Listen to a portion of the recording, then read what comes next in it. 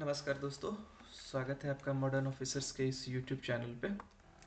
दोस्तों, हम लोगों ने ऑलरेडी अपना पार्ट 1 कंप्लीट कर लिया है। इसमें हम लोगों ने स्टैटिक वाला इलेक्ट्रिसिटी का स्टैटिक पार्ट हम लोगों, मैं इस पेन का कलर चेंज कर लूँ जी। हम लोगों ने ऑलरेडी, तो मैं क्या बता रहा था, हम लोगों ने ऑलरेडी स्टैटिक वाला पोर्शन वहाँ पे से कंप्लीट कर लिया है ना।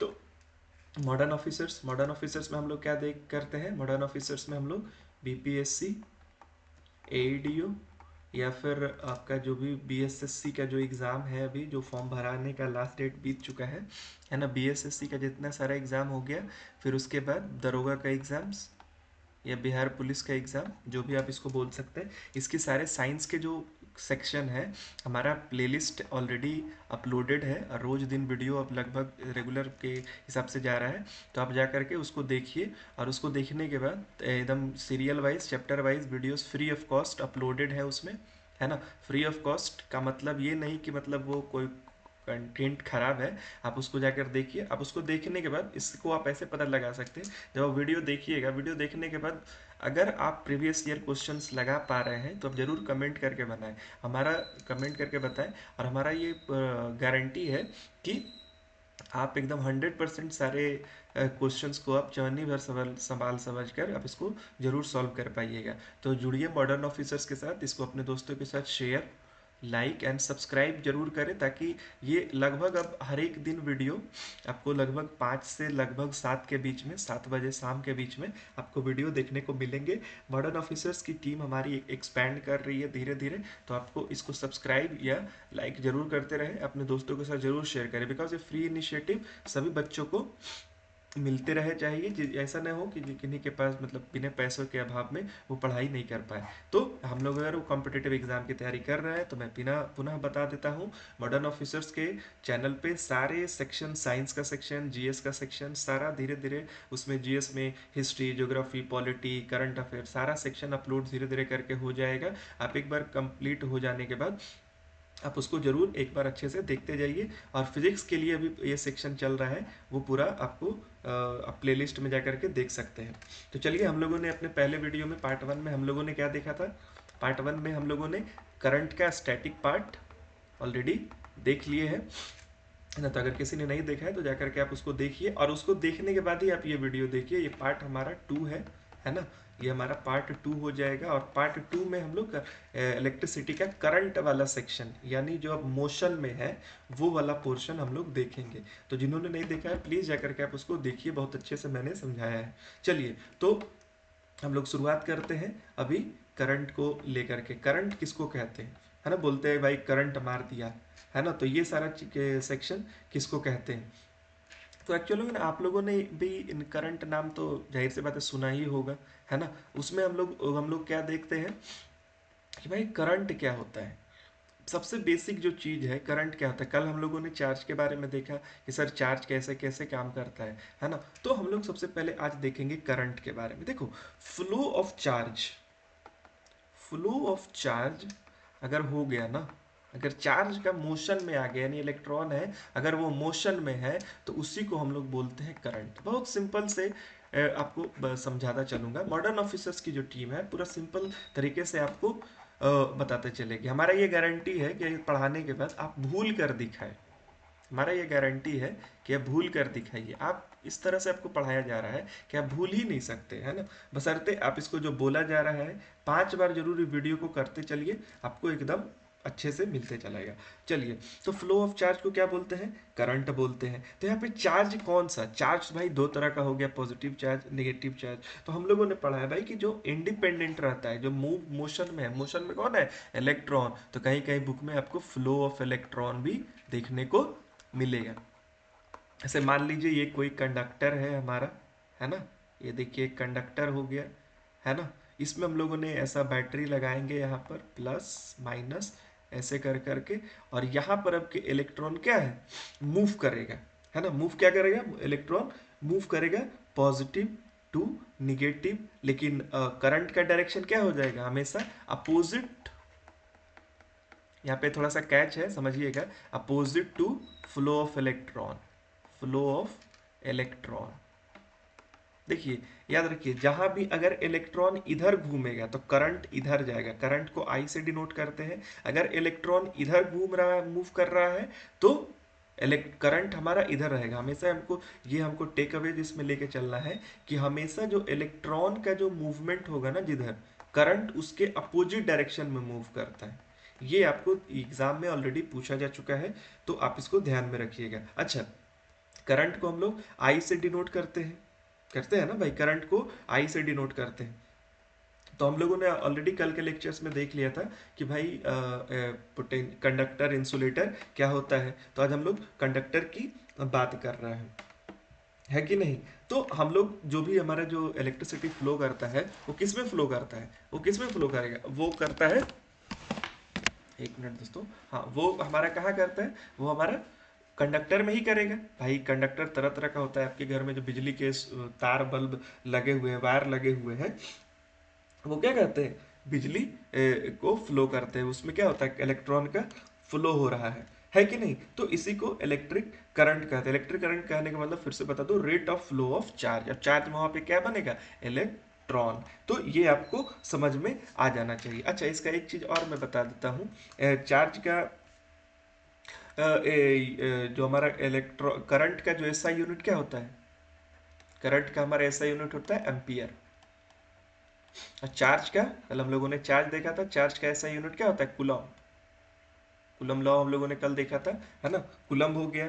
और ये क्या होता है, अच्छा एक चीज और, ये क्या होता है, एक स्केलर क्वांटिटी, स्केलर क्वांटिटी होता है। ये क्या होता है, हमारा करंट क्या होता है, एक स्केलर क्वांटिटी होता है। अच्छा, आप लोगों से एक और मैं बात पूछूं कि भाई हम लोगों ने दो क्वांटिटी हम लोग जानते हैं, एक स्केलर क्वांटिटी होता है और एक होता है वेक्टर क्वांटिटी, है ना। एक स्केलर हो गया, एक वेक्टर हो गया। तो हम लोग जानते हैं कि जिसमें स्केलर का मतलब क्या होगा, जिसमें सिर्फ मैग्नीट्यूड हो, जिसमें क्या होता है, मैग्नीट्यूड हो। और वो क्या होता है, उसमें सिर्फ मैग्नीट्यूड बोले तो सिर्फ न्यूमरल वैल्यूज, इसमें सिर्फ न्यूमरल वैल्यूज हो, इसमें डायरेक्शन नहीं रहेगा। और वेक्टर किसको बोलते हैं, जिसमें मैग्नीट्यूड और डायरेक्शन दोनों रहता है।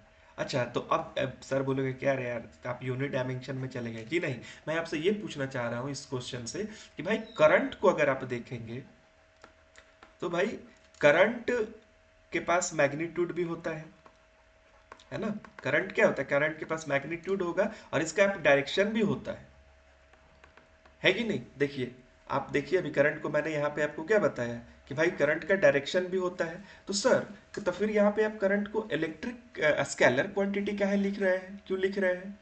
तो इसी का कैच होता है कि स्केलर क्वांटिटी बहुत सारे बच्चे नहीं जानते हैं और एग्जाम में गलत ऑप्शन टिक करके आते हैं। देखिए, ये जो डिफिनेशन है वेक्टर का, जो आप लोगों ने आज तक पढ़ा है, ये वेक्टर का डिफिनेशन आप लोग आज तक गलत पढ़ते आ रहे हैं। आप बोलोगे सर क्या मास्टर, तुम तुम्हारे सारा चीज को ही गलत बता रहे हो। जी हाँ, आप लोग आधा अधूरा ज्ञान लेकर के पढ़ रहे हैं, इसीलिए आप मॉडर्न ऑफिसर्स के साथ आप जुड़िए, आपको कंप्लीट इन्फॉर्मेशन देखने को मिलेगी। देखिए ऐसा क्यों होता है, एक होता है triangle law of vector addition, triangle law of vector addition, समझिए, है ना। Triangle law of vector addition को जो फॉलो करेगा और जो ये डिफिनेशन को फॉलो करेगा, उसी को वेक्टर क्वांटिटीज बोलते हैं। तो वेक्टर क्वांटिटीज का अगर डिफिनेशन अगर आप देखते हैं, वेक्टर क्वांटिटीज का अगर आप डिफिनेशन देखेंगे, तो जिसमें मैग्नीट्यूड हो, डायरेक्शन हो और जो triangle law of vector addition को क्या करे, फॉलो करे, जो ट्रायंगल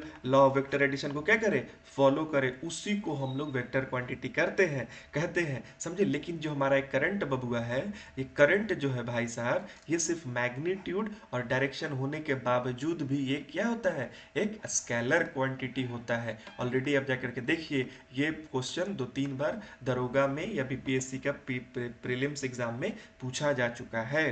तो आप नेक्स्ट बार से गलत ऑप्शन टिक करके नहीं आइएगा। अधिकतर लड़का यही करता है, मैग्नीट्यूड डायरेक्शन उसको मार देगा वेक्टर, जबकि होता है स्केलर। उसका कारण, उसका रीजन ये हुआ। तो होप आपको ये चीजें समझ में आ गई होंगी। चलिए आगे बढ़ते हैं। तो हम लोगों ने ये देख लिया। चलिए इसके बाद हम लोग अभी ये देखेंगे, हम लोग सबसे पहले एक चीज और देखेंगे। अभी हम लोग ओम्स लॉ भी शुरू करेंगे, उसके बाद हम लोग सबसे पहला जो चीज होता है, अभी एक चीज और देखेंगे। क्या देखेंगे भाई, अभी हम लोग देखेंगे एक प्रॉपर्टी जिसको हम लोग बोलते हैं रेजिस्टेंस। देखो रेजिस्टेंस क्या कहता है, रेजिस्टेंस किसको बोलते हैं?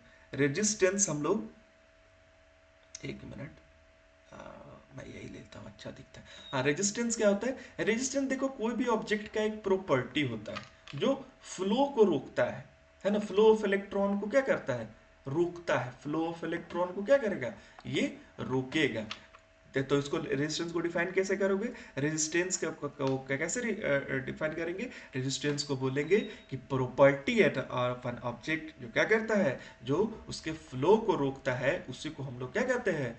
रेजिस्टेंस बोलते हैं। जो कोई भी मटेरियल है, जैसे कोई भी कंडक्टर है, इसमें इलेक्ट्रॉन मूव कर रहा है, तो ये कितना स्पीड से मूव करेगा, इसका स्पीड क्या होगा, इसकी वेलोसिटी क्या होगी, ये डिपेंड करता है कि उस ऑब्जेक्ट का रेजिस्टेंस कैसा है। ये बस, ये तुमको बस याद रखना है। मैं इसलिए आपको बता रहा हूं कि अभी हम लोग जस्ट देखने वाले हैं ओम्स लॉ।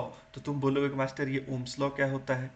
तो तुम लोगों ने छोटी क्लासेस में पढ़ा होगा कि अगर टेम्परेचर को, प्रेशर को, अगर टेम्परेचर, प्रेशर या फिर कोई भी फिजिकल एक मिनट, मैं थोड़ा सा इसको अच्छा से ही लिख देता हूं, है ना।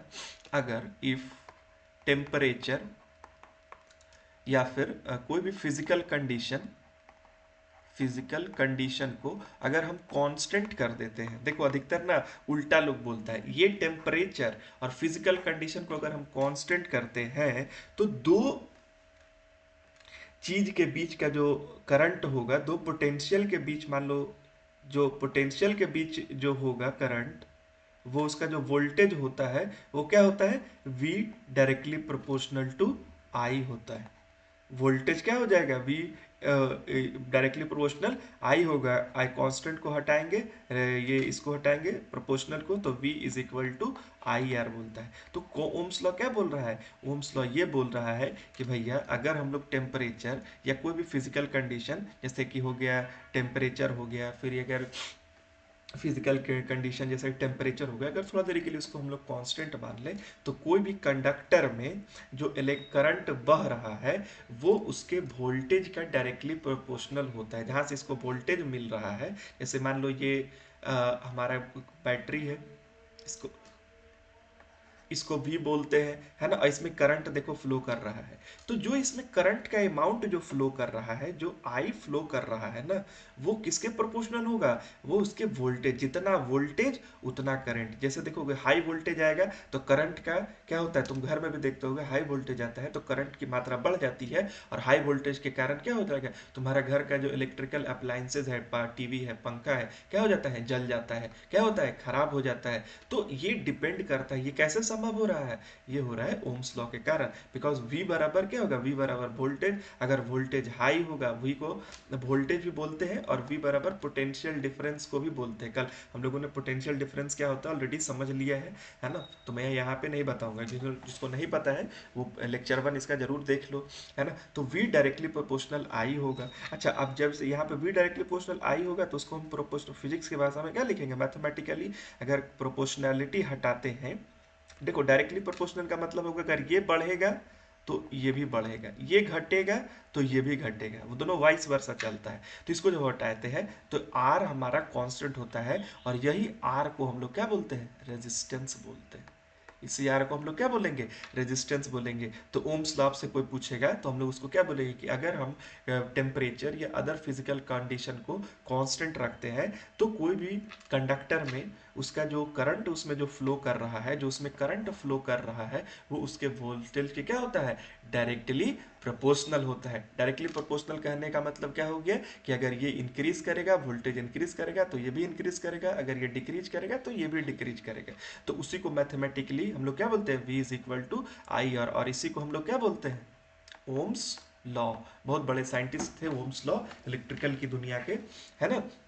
तो वो ओम्स लॉ वाला कॉन्सेप्ट देते हैं। अब ये जो रेजिस्टेंस है, जैसे ये जो R बराबर होगा, यही क्या करता है? फ्लो ऑफ इलेक्ट्रॉन को रोकता है। और ये हर ऑब्जेक्ट का अलग होता है। तुम लोग एक चीज और बता दें, कल हमने तुमको पढ़ाया था कि सिल्वर जो होता है, silver is the best conductor of electricity. Silver is best conductor of silver क्या होता है, इलेक्ट्रिसिटी का बेस्ट कंडक्टर होता है। क्यों भाई, क्योंकि इसका रेजिस्टेंस सिल्वर का बहुत कम होता है। अब जैसे देखो थोड़ा सा रेजिस्टेंस के बारे में तुमको बता दे। देखो रेजिस्टेंस क्या होता है, रेजिस्टेंस देखो क्या होता है, रेजिस्टेंस का भी एक प्रॉपर्टी होता है। रेजिस्टेंस क्या करता है, तो धारा के प्रवाह को रोके, है कि नहीं। से मान लो ये एक आयरन का वायर है, ठीक है, ये आयरन का वायर है, इसमें इलेक्ट्रॉन फ्लो कर रहा है, तो इसका रेजिस्टेंस, रेजिस्टेंस को हम लोग कैसे में लिखते हैं, ओम्स से लिखते हैं। ये सैंपल OHM, ओम, इसको क्या लिखते हैं, ओम, ओम से हम लोग लिखते हैं। रेजिस्टेंस का सिंबल क्या होता है, ओम होता है। इसका एसआई यूनिट भी क्या होगा, ओम हो गया। एसआई यूनिट क्या होगा, रेजिस्टेंस का, ओम हो गया। देखो मैं तुमको सारा एग्जाम ओरिएंटेड बताते चल रहा हूँ, तो इसको ध्यान से देखते जाना।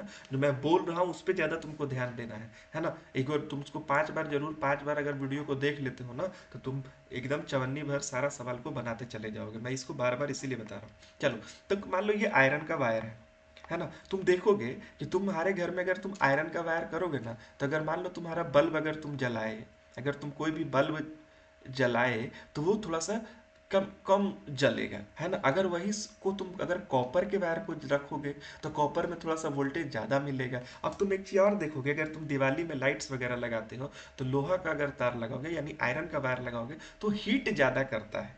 वो क्या करता है, हीट ज्यादा करता है। लेकिन तांबा यानी कॉपर का अगर वायर लगाओगे तो हीट कम करता है। तो भैया ये सब हो क्यों रहा है, उसी को जानने के लिए हमको सबसे पहले रेजिस्टेंस को अच्छे से जानना होगा। देखिए हम लोगों ने इसका एसआई यूनिट देख लिया। अब देखो होता क्या है ना, कि डिपेंड करता है कि मटेरियल टू मटेरियल, जितना मटेरियल अलग अलग होगा उसका रेजिस्टेंस अलग अलग होता है। आयरन का अलग होता है, कॉपर का अलग हो जाएगा, सिल्वर का अलग हो गया, गोल्ड का अलग हो गया, सॉरी गोल्ड को एयू लिखते हैं, गोल्ड का अलग हो जाता है। तो डिपेंड करता है मटेरियल टू मटेरियल। अच्छा, अब रेजिस्टेंस की कुछ प्रॉपर्टीज भी होती है। रेजिस्टेंस की क्या होती है, कुछ प्रॉपर्टीज भी होती है। देखो रेजिस्टेंस क्या होता है ना, रेजिस्टेंस डायरेक्टली प्रोपोर्शनल लेंथ का होता है। जितना तार लंबा होगा उतना रेजिस्टेंस क्या होगा, ज्यादा होगा। ये क्या होगा, रेजिस्टेंस डायरेक्टली प्रोपोर्शनल टू क्या होता है, लेंथ का। अगर तुम तार देखोगे, ज्यादा अगर लंबा वायर रखोगे, तो जो सबसे अंतिम में होगा ना, वो उसमें क्या होगा, वोल्टेज कम आएगा। वो बॉल जो होगा, वो बल्ब जो होगा, वो धीरे धीरे जलेगा। और जो शुरू में लगा होगा, अगर सीरीज की बात करें, तो वो अलग होता है। तो ये हो गया। उसके बाद एक इसका और प्रॉपर्टीज हो गया। दूसरा क्या होगा, रेजिस्टेंस क्या होगा, रेजिस्टेंस वन इन्वर्सली रिलेशन क्या रहेगा, क्रॉस सेक्शनल एरिया का। अब इससे ये तुम देखो, इसको इसको समझाते हैं। जैसे तार जितना लंबा होगा, रेजिस्टेंस उतना कम होगा। अब जैसे कि V इज इक्वल टू, अगर आई आर हम लिख रहे हैं, है ना, अगर आर वी अगर हम लेंथ बढ़ाएंगे तो आर क्या होगा, बढ़ेगा। अब आर बढ़ेगा तो क्या होगा, वोल्टेज को क्या करेगा, ये डाउन करता है। ये क्या करेगा, तुम्हारा करंट का जो क्वांटिटी है उसको क्या करेगा, अवरोध पैदा करेगा, तुम्हारा बल्ब धीरे धीरे जलेगा, है कि नहीं। तो ये होता है।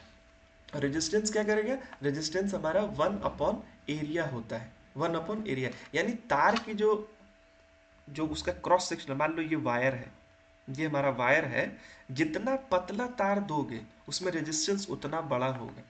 यानी इसका मतलब अगर यहां से हम कंक्लूड करें, तो अगर एरिया बढ़ेगा, क्रॉस सेक्शनल एरिया, इस एरिया को क्या कहते हैं, क्रॉस सेक्शनल एरिया कहते हैं। इसको क्या कहते हैं, cross sectional area. Cross sectional area यानी तार की मोटाई, उसमें जो उसकी जो चौड़ाई है, उसकी जो उसके तार कितना मोटा है, उसी को उसका मोटाई को क्या कहते हैं, क्रॉस सेक्शनल एरिया कहते हैं। अच्छा, अब एक चीज आप दिखाओ, जैसे कि ये जो रेजिस्टेंस हो गया, जितना ये इनवर्स रिलेशन बोलते हैं, इसको इन्वर्सली प्रोपोर्शनल भी बोलते हैं। ये डायरेक्ट प्रोपोर्शनल इसको बोलेंगे, और इसको क्या बोलेंगे, इन्वर्सली प्रोपोर्शनल। ये इन्वर्स में होता है। अगर ये बढ़ेगा, एरिया बढ़ेगा तो रेजिस्टेंस घटेगा, अगर एरिया घटेगा तो रेजिस्टेंस बढ़ेगा। अभी तुमको नहीं समझ में आया होगा। अच्छा, इस वजह से समझो। देखो तार अगर ज्यादा मोटा होगा तो एरिया क्या हो गया, देखो एरिया बढ़ गया, तो एरिया बढ़ेगा तो रेजिस्टेंस घटेगा, है ना। इसीलिए तुम देखेगा कि जो बड़ा बड़ा जैसे एसी है, टीवी चलाना है, अगर तुमको मीन्स घर का कनेक्शन लेना है, तो तुम्हारा जो तार होता है वो एकदम मोटा मोटा वायर का यूज किया जाता है। उसमें क्या होता है, मोटा वायर का यूज करेंगे, एकदम थिक वायर का यूज करेंगे। क्यों, क्योंकि उसमें रेजिस्टेंस कम होगा। देखो रेजिस्टेंस हमारे लिए अच्छा नहीं है, मतलब इन जनरल वो अच्छा नहीं है, कहीं कहीं अच्छा भी होता है कि नहीं। डिपेंड करता है कि हम इसको यूज कैसे करते हैं, ये अच्छा या खराब इसको नहीं बोलेंगे, ये बोलेंगे कि ये डिपेंड करता है इसको हम लोग यूज किस तरह से कर रहे हैं। अगर तुम इसको देखोगे, तो अब इसको जब तुम कंक्लूड करेगा, तो ये क्या हो जाएगा, आर, अगर दोनों को मैच करोगे, ये इक्वेशन और ये इक्वेशन अगर इसको करोगे तो आर बराबर क्या हो जाएगा, अगर प्रोपोर्शनैलिटी को उठाएंगे तो रो एल लेंथ हो गया, ठीक है, और ए, तो यही जो हो गया ना हमारा ये आर बराबर रो एल बाई ए, ये इक्वेशन सेकेंड है। इसी को हम लोग क्या बोलते हैं, रेजिस्टिविटी। यहाँ पे तुमको देखो, यहाँ पे तुमको दिखाता हूँ, यहाँ पे आर जो हमारा हो गया क्या हो गया, बराबर क्या हो गया, रो एल बाई ए। तो ये जो रो हो गया कांस्टेंट हटेगा तो एक तो प्रोपोर्शनल हटेगा तो कांस्टेंट आएगा, तो ये इसी को हम लोग बोलते हैं रेजिस्टिविटी। रेजिस्टिविटी होती है, और ये हर मैटर का, तो इसको अगर तुम देखोगे तो रो, इसको क्या बोलते हैं, आर एच ओ, रो। रो बराबर क्या हो गया, R A upon L. Mathematically इसको ऐसे भी करके लिख सकते हो, इसी को हम लोग क्या बोलते हैं, स्पेसिफिक रेजिस्टिविटी।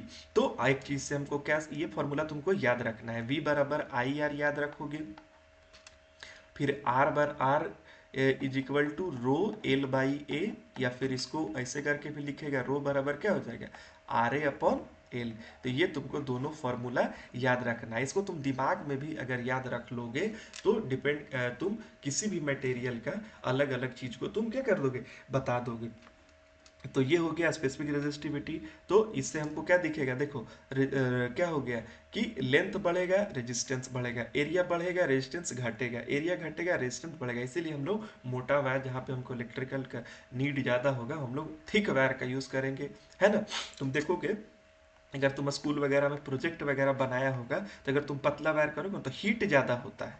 तो रेजिस्टेंस का एक और प्रॉपर्टी क्या होता है, रेजिस्टेंस काउज हीट। क्या हो जाएगा, रेजिस्टेंस काउजेज हीट इफेक्ट। ये क्या होता है, हीट काम काउज करता है। अब तुम देखो इसी से एक बना है, एक होता है नाइक्रोम वायर, तुम पढ़ा होगा नाइक्रोम के बारे में।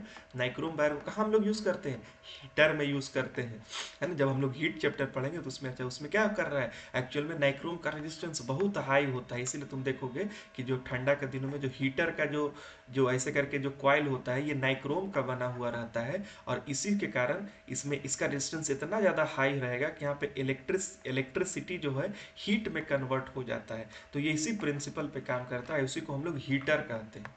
इसे वो क्या कहते हैं, हीटर वगैरह, जो इलेक्ट्रिकल हीटर होता है तुम लोगों ने जिसमें खाना वाना वगैरह बनता है।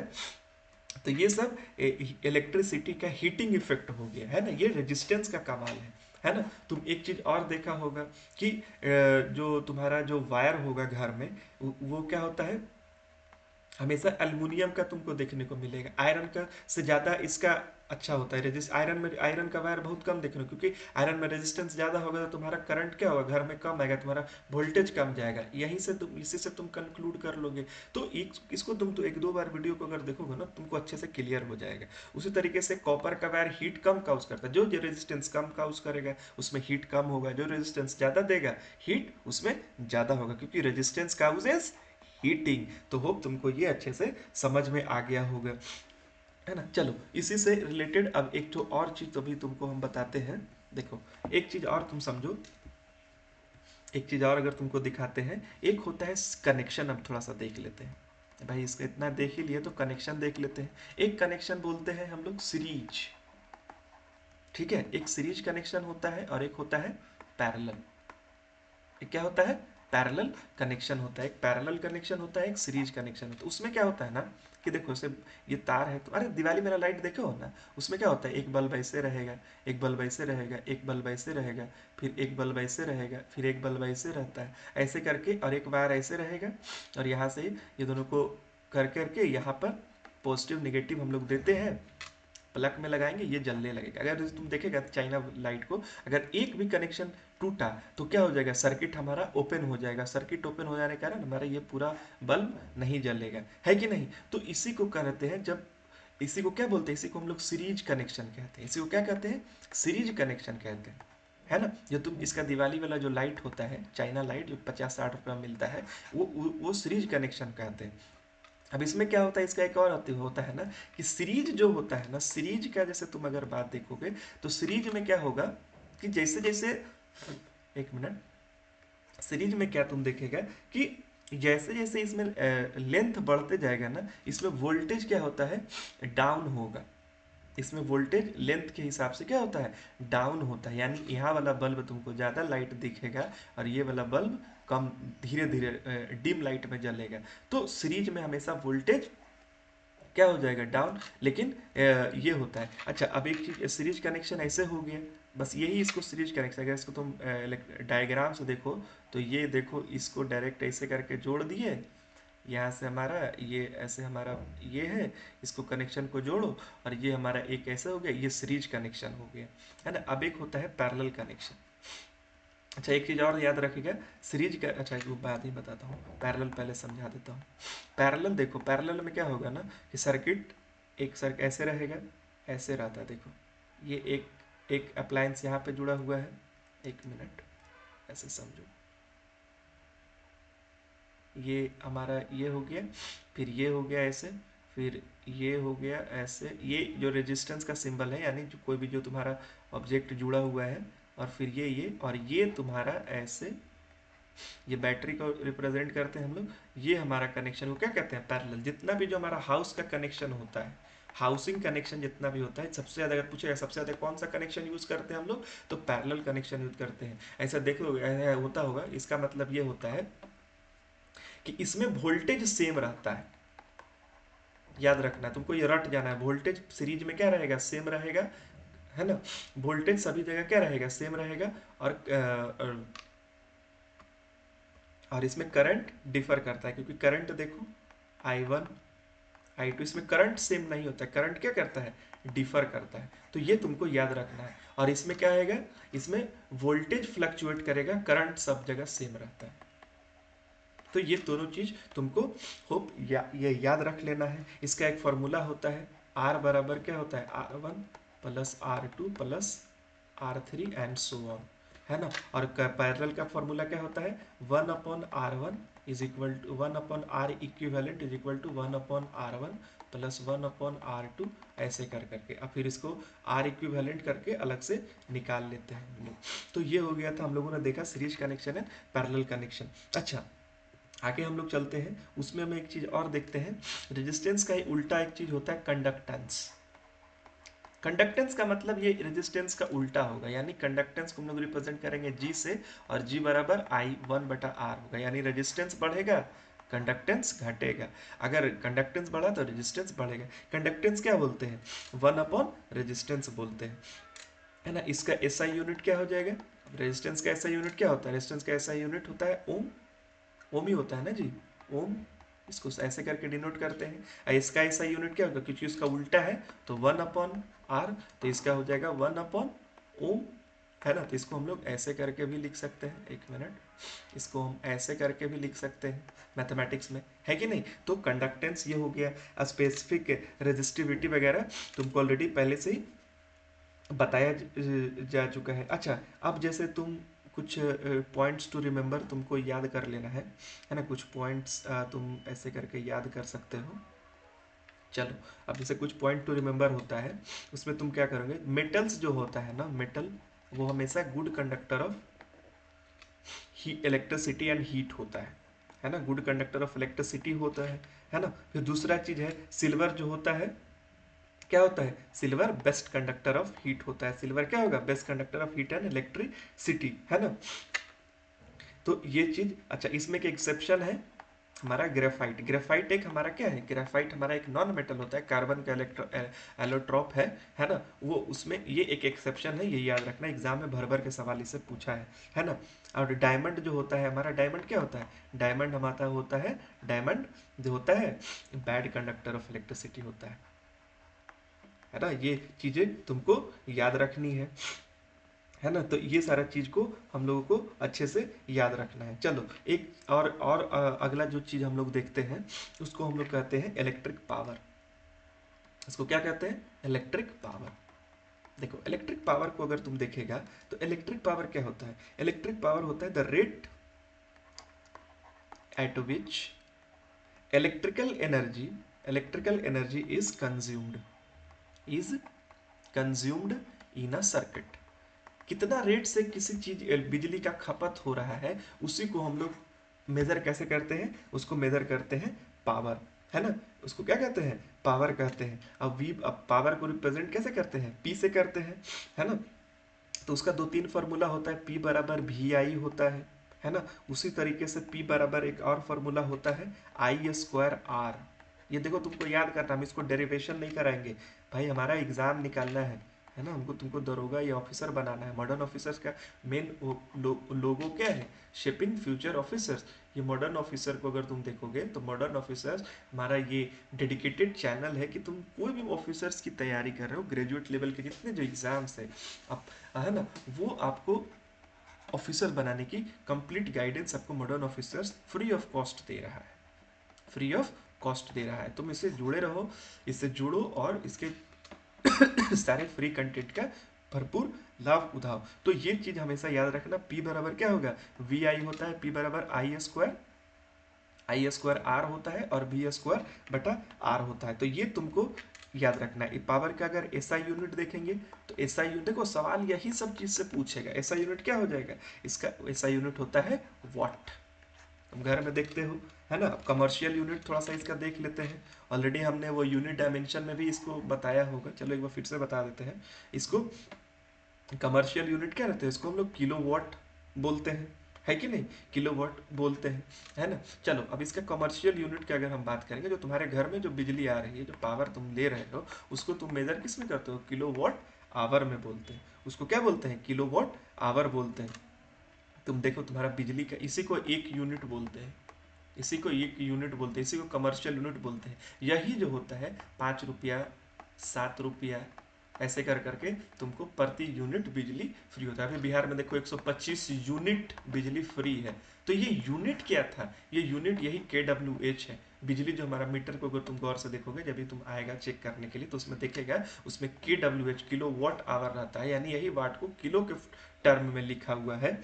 तो हम लोग इसको KWH बोलते हैं, और इसी को एक यूनिट कहते हैं। यहाँ पे अगर तुम इस गौर से देखेगा तो एक KWH बराबर क्या हो जाएगा, एक KWH बराबर, देखो एग्जाम में पूछ देता है, करंट में न्यूज में है आजकल, तो ये हमेशा याद रखना। और ये जूल में रहता है, 3.6 इंटू 10⁻6 जूल होता है ना। इसी को ट्रेड यूनिट भी बोलते हैं, यह याद रखना, यही को ट्रेड यूनिट, इसी का तुम पैसा देते हो। यानी एक एक घंटा में, 1 किलोवाट को आवर को कैसे डिफाइन करोगे, एक घंटा में 3.6 into 10⁻6 joules of energy you are consuming, it means you are using 1 unit of fuel। तो उतना में बिहार में 125 यूनिट इसी का क्या है, फ्री है। चलो, तो ये चीज होप तुमको समझ में आ गया होगा। एसआई यूनिट समझ लिए, इलेक्ट्रिक पावर समझ लिए, उसके बाद हम लोगों ने स्पेसिफिक रेजिस्टेंस, जिसको रेजिस्टिविटी भी बोलते हैं, वो सारा चीज समझ लिए। हम लोगों ने ओम्स लॉ देख लिया, करंट देख लिया, रेजिस्टेंस देख लिया। अब हम लोग कुछ अप्लायंसेस पे आते हैं। अगर तुम अप्लायंसेस को देखोगे तो अब यहाँ से देखो, ये जो एक फेवरेट एरिया है, यहाँ से भी बहुत सारा सवाल तुमको देखने को मिलता है। अब जैसे देखो, ये क्या है, ये है वोल्ट मीटर, ये क्या है, ये एक होता है अमीटर, ठीक है। ये क्या है, वोल्ट मीटर, और एक होता है अमीटर।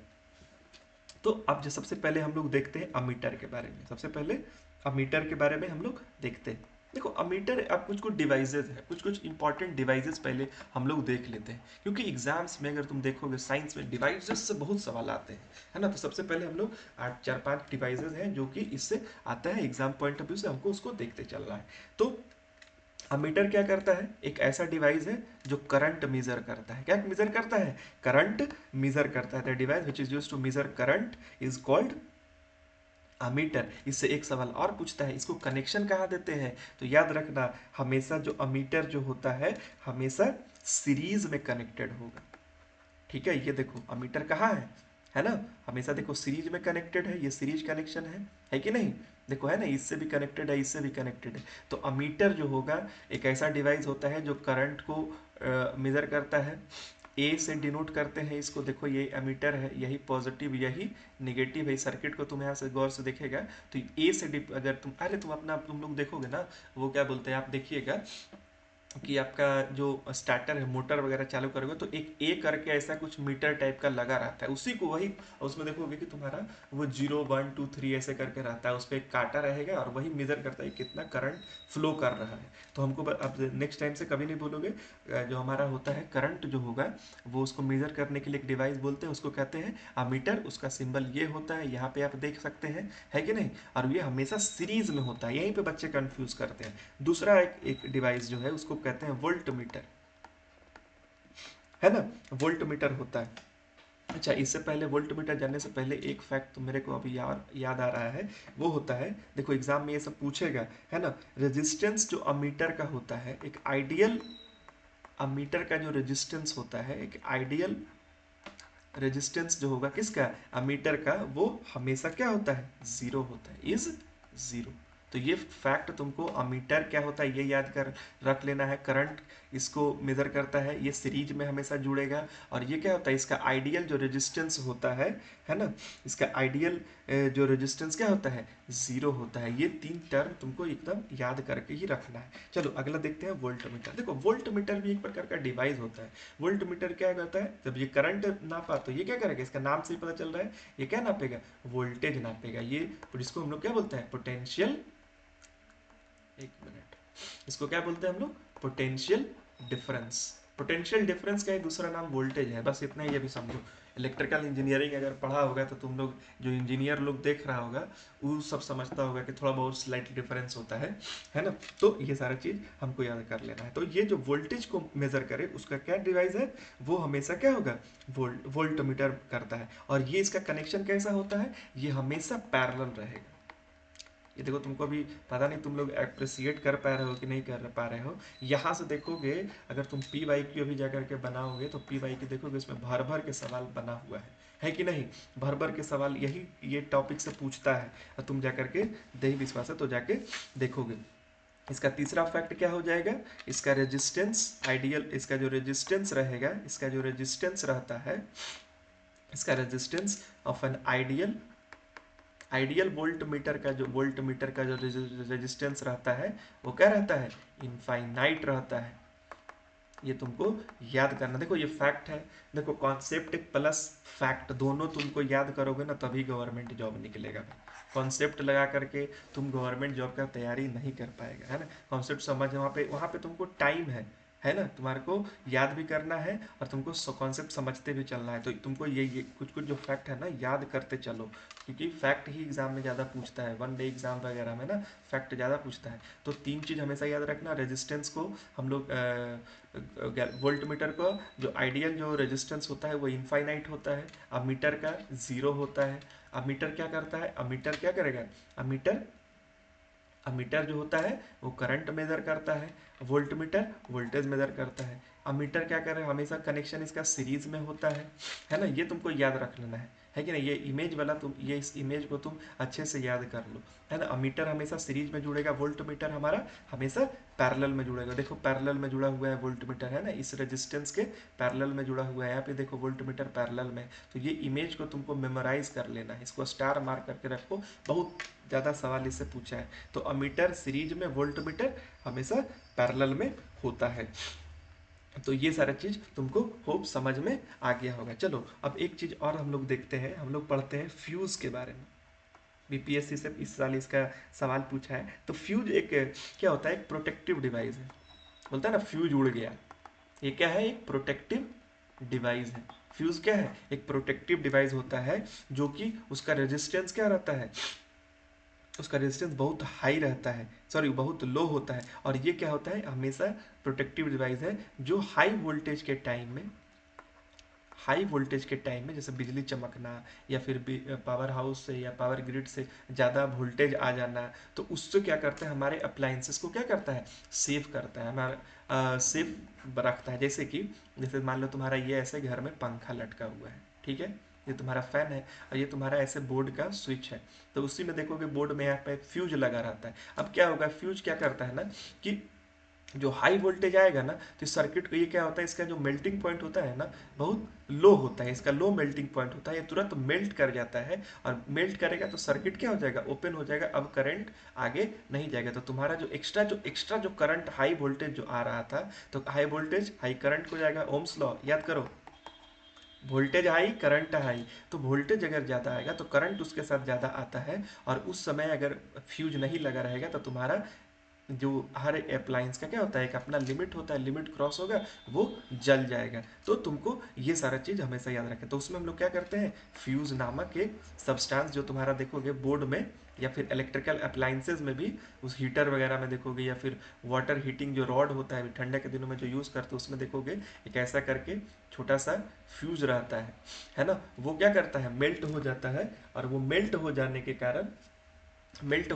कारण क्या हो जाएगा, वो सर्किट ओपन करता है, तुम्हारा जो अप्लायंस है वो क्या करता है, सेव हो जाता है। तो इसी तरह से फ्यूज एक प्रोटेक्टिव डिवाइस है जो कि हमारे अप्लायंसेस को बताता है, समझे। तो ये सारा चीज़ को हमेशा याद रखना है। अच्छा, एक चीज़ और तुमको बता देते हैं, इसका जो मेल्टिंग पॉइंट होगा, कभी कभी एग्जाम में पूछता है, इसका मेल्टिंग पॉइंट बहुत लो होता है तभी तो जल्दी मेल्ट करेगा। हाई वोल्टेज आएगा, मेल्टिंग पॉइंट इसका हमेशा क्या है, लो है, लो रहेगा तभी तो क्या करेगा, ये तुरंत मेल्ट कर जाता है, और हमारे हैवी इलेक्ट्रिक, हमारा एसी को बचा देगा, हमारा टीवी को बचा लेता है कि नहीं, एमसीबी वगैरह करता है। तो ये हम लोगों ने देखा फ्यूज के बारे में। अच्छा, अब हम लोग फ्यूज के बाद अगर देखोगे, फ्यूज की बात करो, उसके बाद हम लोग एक और ये अप्लायंस है, अभी हम लोग इलेक्ट्रिकल अप्लायंसेस देखते जा रहे हैं, है ना। एक अप्लायंस जिसको बोलते हैं गैल्वेनोमीटर।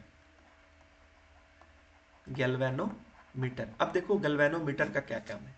ये सब देखो भाई, ये सब बहुत सिलेक्टेड टॉपिक बताए हैं हमने, बहुत सारे प्रीवियस ईयर और प्रीवियस ईयर क्वेश्चंस को देखा है, उसको एनालाइज किया है। तो उसी तरीके से ये जो एग्जाम रिलेटेड टॉपिक है ना, वहीं से इसी से क्वेश्चन बना रहे हैं प्रीवियस ईयर की।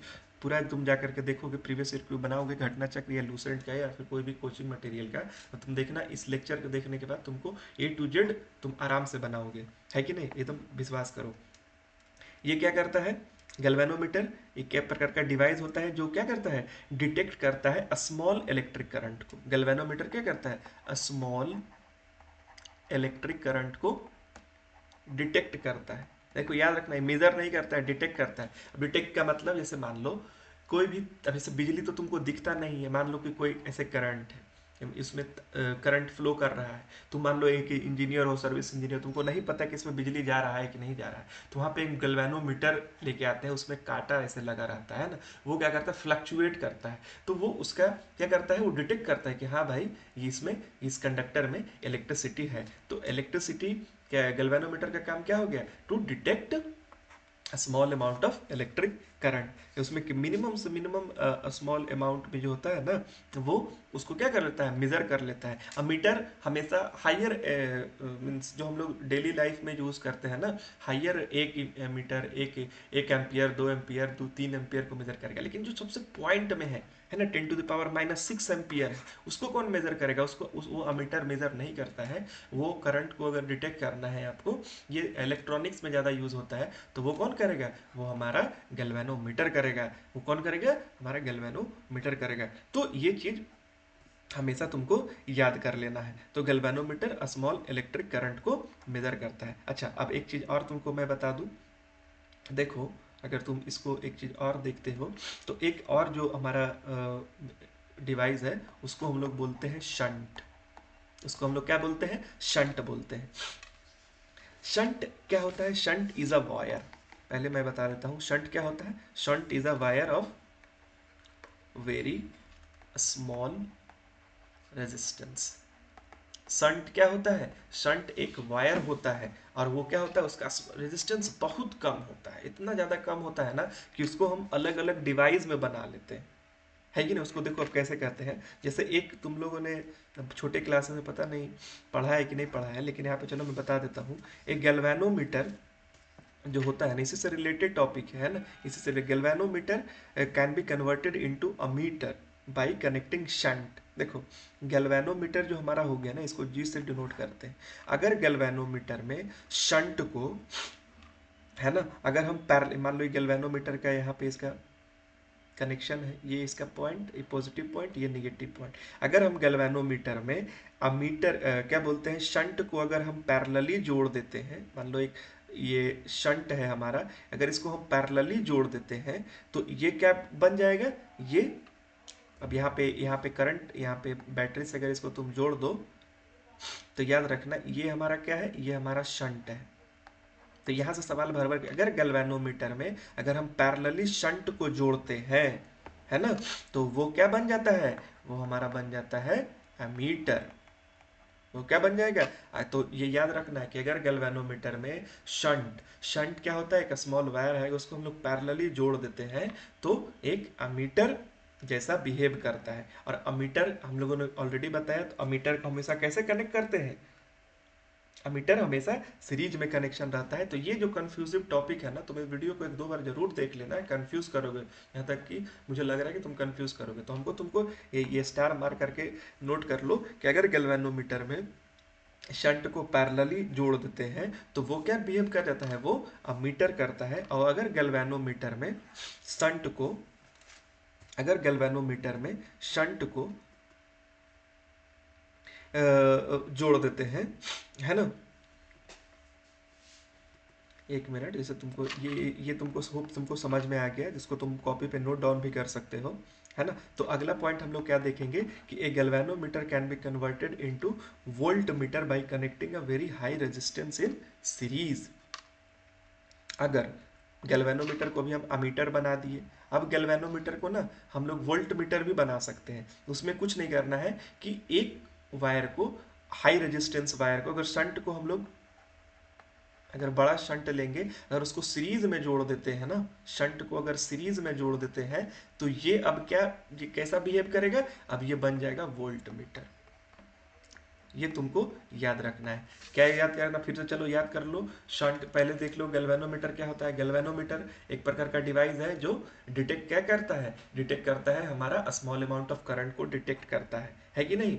ये रीड नहीं करता, मेजर नहीं करता है, डिटेक्ट करता है कि अगला कंडक्टर में है कि नहीं। ऑलरेडी हम तुमको यहाँ पे अभी बताया। अगला होता है शंट। शंट क्या होता है, एक स्मॉल वायर होता है जिसका रेजिस्टेंस बहुत ही कम होता है। तो ये हो गया हमारा शंट। उसके बाद शंट का जो एप्लीकेशन में देखेंगे, शंट को अगर तुम देखोगे, अगर इसको तुम पैरेलली कनेक्ट करोगे तो ये क्या बन जाता है, अमीटर बन जाता है। क्या बन जाएगा, अमीटर बन जाएगा। और अगर गैल्वेनोमीटर को शंट को अगर सीरीज में जोड़ दो तो ये क्या बन जाएगा, वोल्ट मीटर बन जाएगा। तो तुमको ये, इसको दो तीन बार इसको लिख लेगा कॉपी पे, तो तुमको अच्छे से याद हो जाएगा। तो ये हमको तुमको याद करके चलना है। चलो अगला जो हम इंस्ट्रूमेंट देख रहे हैं, अगला जो अप्लायंस देख रहे हैं, उसको बोलते हैं ट्रांसफॉर्मर। ट्रांसफॉर्मर कौन सा प्रिंसिपल पे काम करता है भाई, क्वेश्चन आया हुआ है एग्जाम में, प्रीवियस ईयर में जाकर देखना। ये करता है इलेक्ट्रोमैग्नेटिक इंडक्शन फिनोमेना पे काम करता है।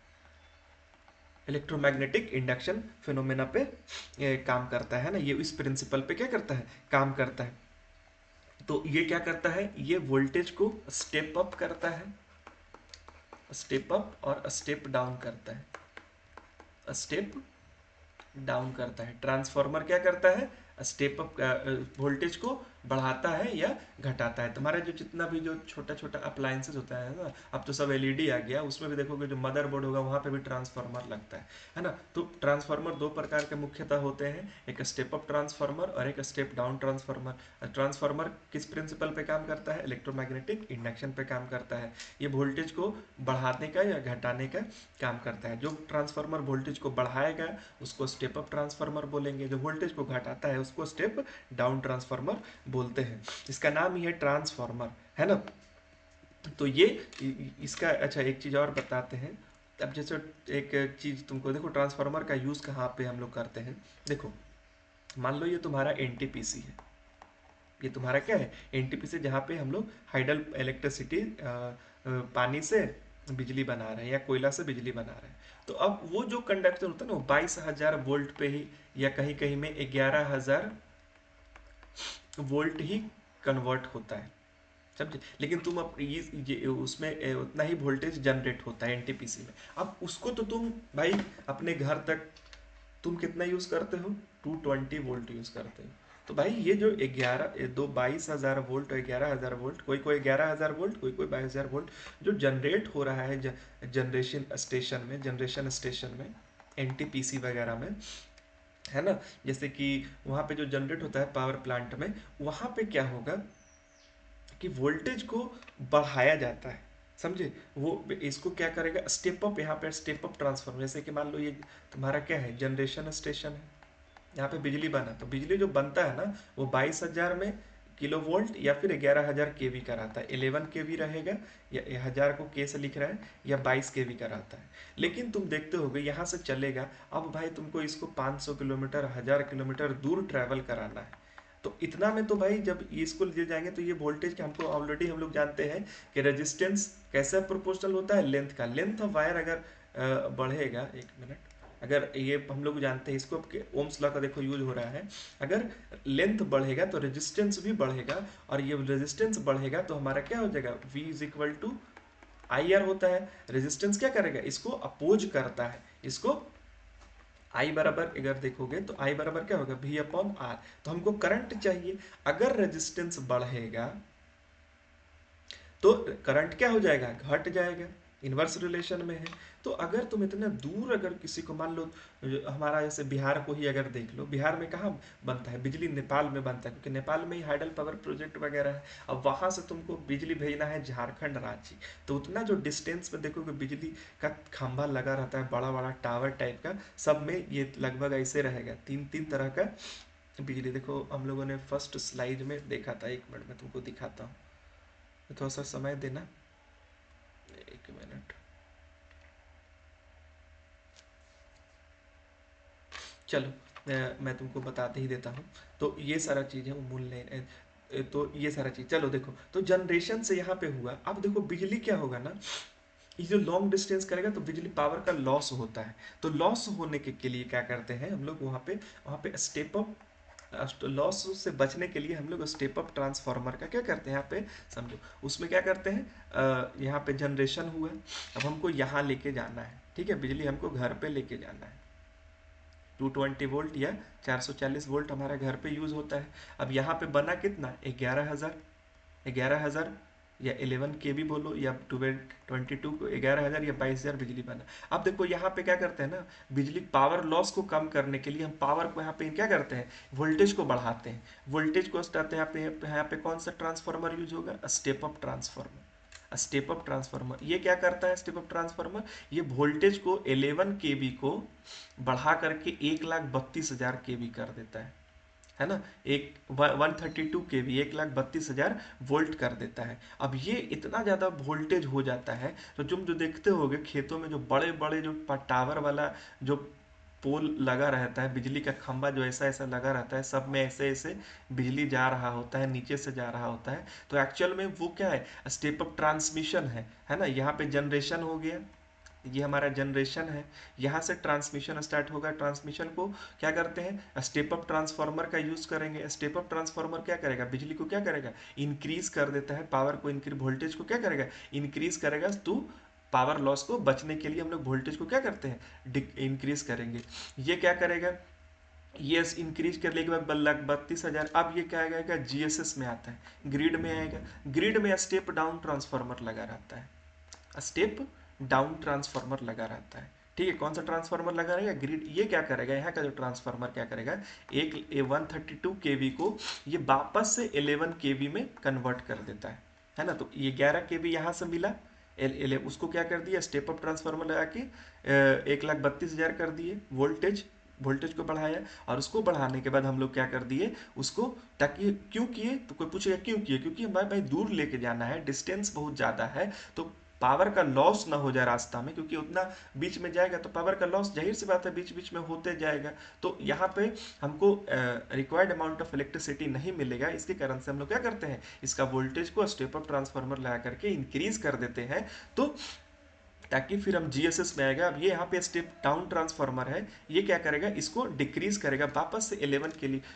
में करता है। और ये क्या होगा, पीएसएस में आएगा, जिसको तुम आम भाषा में पावर हाउस बोलते हो। अब पावर हाउस क्या करता है, तुम्हारा मोहल्ला में बिजली भेजता है। वहां पे भी देखोगे तुम्हारा मोहल्ला में भी ना एक ट्रांसफार्मर लगा रहेगा, वो भी स्टेप डाउन ट्रांसफार्मर रहता है। मीन्स जैसे हमको जिस तरह से यूज करना है, वो क्या करेगा, 11,000 को 440 वोल्ट या 220 वोल्ट में क्या करता है, कन्वर्ट करते हो। और वहां से एलटी कनेक्शन जा करके तुम्हारा ये जो होम स्वीट होम है, वहां पर तुम इसके यहाँ से पोल से तुम्हारा बिजली विभाग उस तुमको क्या करता है, कनेक्शन देता है। तो हम लोग देख यहाँ पे देखें, यहाँ पे हम लोग फाइनली 220 वोल्ट या 440 वोल्ट कर रहे हैं। ले तो यहाँ पे क्या किया, यहाँ पे स्टेप अप ट्रांसफार्मर किया, वोल्टेज को बढ़ाया।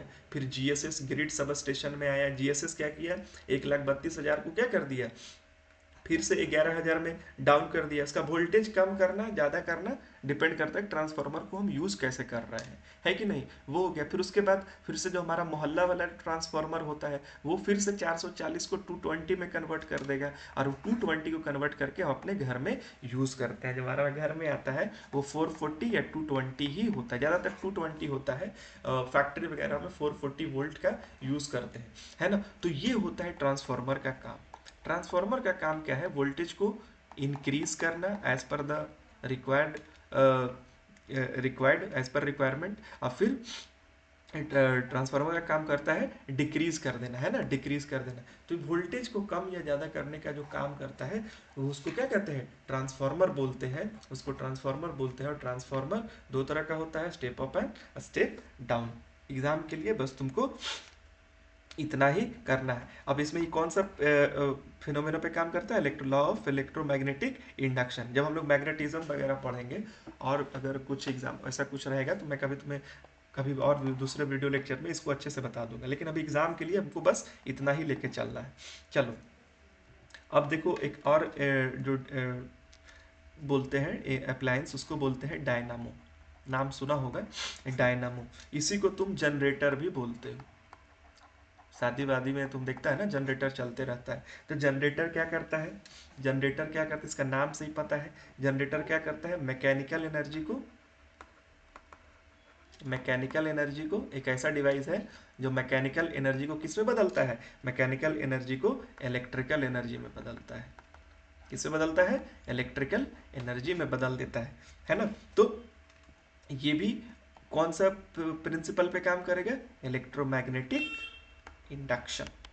देखो ये सब जितना तुमको बता रहा हूँ ना, सब एग्जाम में आया हुआ सवाल है ना, इसको तुमको याद करना है। इलेक्ट्रोमैग्नेटिक इंडक्शन प्रिंसिपल पे काम करता है।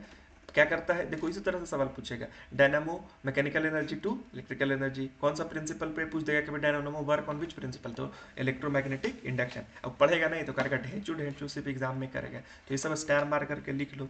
उसी तरीके से ये क्या करता है, एक और जो अप्लायंस होता है, डिवाइस है, उसको क्या कहते हैं, electric motor. Electric motor, motor क्या करेगा, मोटर क्या करेगा, इलेक्ट्रिकल एनर्जी को इलेक्ट्रिकल एनर्जी को क्या करता है, मैकेनिकल में बदल देता है, मैकेनिकल एनर्जी में बदल देता है। जैसे तुम्हारा फैन एग्जाम्पल के लिए है ना, मोटर लगा होता है उसमें। जो तुम्हारा समरसेबल है, इलेक्ट्रिसिटी देते हो, मोटर क्या करता है, मैकेनिकल एनर्जी करता है ना। तो ये सारा चीज़ हो गया। जनरेटर का देखो, तुम देखोगे उसमें क्या करता है, एक चक्का ऐसे से गोल गोल घूमते रहता है, एक व्हील, और वो क्या करता है, मैकेनिकल एनर्जी प्रोड्यूस कर रहा है। वहाँ से तुमको जनरेटर से तुम क्या करते हो, अपना डीजे वगैरह घर में लाइट वगैरह जलाते हो। तो उसमें क्या करता है, मैकेनिकल एनर्जी को इलेक्ट्रिकल में, और इसमें इलेक्ट्रिकल एनर्जी को मैकेनिकल में। ये स्टार मार के करके लिखना, ये सब क्वेश्चन एग्जाम में एकदम आया हुआ है। चलो, एक और इंस्ट्रूमेंट होता है जिसको हम लोग बोलते हैं माइक्रोफोन। इसको क्या बोलते हैं, माइक्रोफोन। माइक्रोफोन क्या होता है, माइक्रोफोन होता है इलेक्ट्रिकल एनर्जी को, इसको माइक भी बोलते हैं। इससे मैं वीडियो रिकॉर्ड कर रहा हूँ अभी, इसको माइक भी बोलते हैं, शॉर्ट फॉर्म में माइक्रोफोन को माइक बोलते हैं। ये क्या करता है, इलेक्ट्रिकल एनर्जी को साउंड एनर्जी में कन्वर्ट करता है ना। तो ये तुमको अच्छे से समझ में आ गया होगा।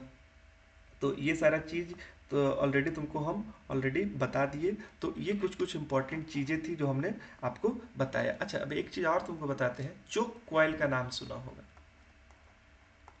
तुम कभी बचपन में, पता नहीं ऐसा तुम लोग देखा है कि नहीं, पहले हम लोग एक मरकरी रखते थे ना, शीशा का ट्यूब रहता है, इसको हम लोग क्या बोलते थे, हम लोग मरकरी बोलते थे, लेकिन इसको ऑफिशियली ट्यूब लाइट बोलते हैं। शीशा वाला रहता था, है ना। उसमें देखो क्या होता है ना, उसमें गैसेस होते हैं, मरकरी आयोनाइज फॉर्म में रहता है कि नहीं। उसमें कोई लाइट नहीं लगा रहेगा, उसमें क्या रहता है, एक प्रकार का ट्यूब रहता है ना। और ट्यूब में हम लोग यहाँ पे एक चोक लगाते थे, ऐसा देखोगे पुराने ज़माने में छठ वगैरह में ना, पता नहीं जंजी लोग देख जानता है कि नहीं, छठ वगैरह में इतना कोई छोटा सा एक डिवाइस रहता था, उसको क्या करता है, उसमें ऐसे करके ना हम लोग जाते थे, उसको सही से चढ़ाते थे, चिड़चिड़ाता था, हमें स्पार्क करता था, और फिर ये जाकर मरकरी क्या हो जाता था, जलने लगता था।